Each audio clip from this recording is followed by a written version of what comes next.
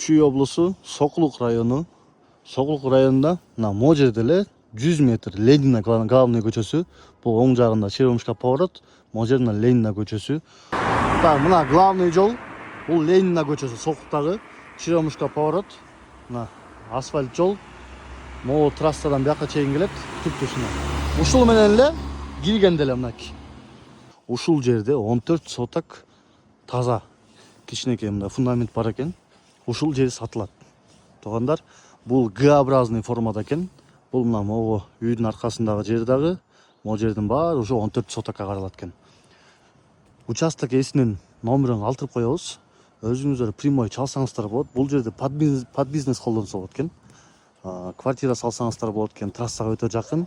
Бул трассада КСХТ, главный таксилер бүт бар ушул жактан өтүшөт негизи. Бул өтө сонун түз жер экен да. Каалоочулар участок ээсине чаласыздар, өзүңүздөр сүйлөшүп аласыздар. Баасы болсо 1 сотогу $5000. Общий участок 14 соток.